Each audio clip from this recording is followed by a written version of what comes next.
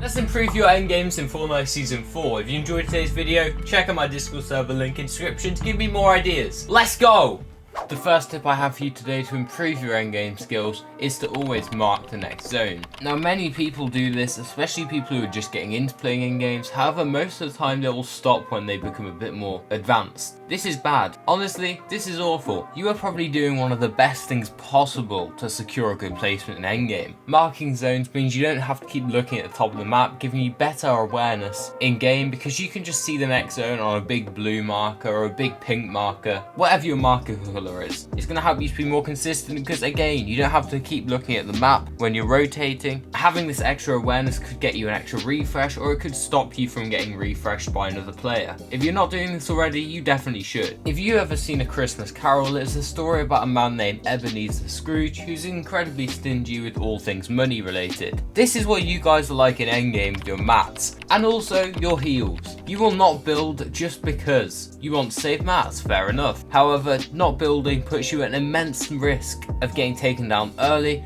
and it's one of the main reasons I go down personally. I personally need to work on being less stingy with my mats, and this also applies to heals as well. Pop that big pot for 25 HP. I don't care how good you are at this game. If you don't pop it for 25 HP, then you're going to be in endgame, you're 175, you're one pumpable. It's a lot easier to hit someone 175 with the new AR than it is 200 damage. It is 1/8 of your health, and by saving your big pot only to die anyway, it's not going to work. You might as well use the resources while you have them, but if you don't use them and you die, you're going to feel like you've done something wrong, and that's probably because you have. Stop being stingy, get those consistent endgame placement. If you find these tips useful so far and want to see the rest of the amazing tips I have for you today, make sure you go JKC in the Fortnite item shop. It is the #1 way to support my channel, and if we reach 75 supporters by the end of the month, I'm going to release my new Zone Wars map to the public. You guys have been wanting my Zone Wars map for quite a while. You don't actually have to buy anything with the code, just having it in the Fortnite item shop supports me greatly. Let's get right back into it. I now want to introduce you to the 5-second rule. The 5-second rule is not like in Dire Wimpy Kid,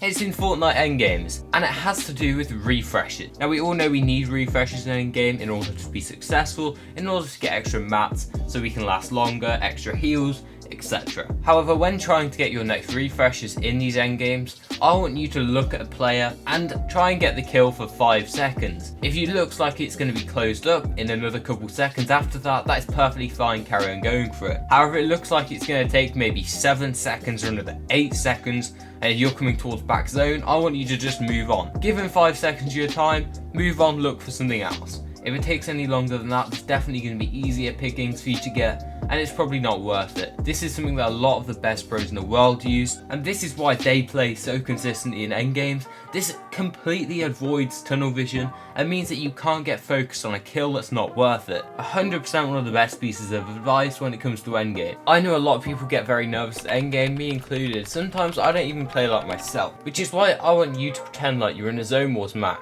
Any realistic Zone Wars match will do. Just imagine you're in that Zone Wars match, you're playing in that Zone Wars match, and you just have to survive till top 1. This is honestly so effective, and it's actually one of the tips I gave in my recent video on how to transfer your creative skill into game. A lot of people don't know that Deadside is a thing in endgame. You can have a Deadside rotate in endgame because if you think about it, the zone goes slightly diagonal. There will be a part of zone that every single player is forced to, and another side of zone that hardly anyone will be on. You want to be on the dead side of zone because it's going to be far easier for you to rotate. It's not going to be many people back zone, so when you're rotating, you're not going to have loads of people jumping in a box, and you're not going to have to waste as many mats. Trust me guys, dead side of zone is 100% a thing. And if you didn't know this, then you probably didn't know that you can stop dying off spawn with this video right here. Go watch it, it is a banger ladies and gentlemen, and join my Discord, link in description.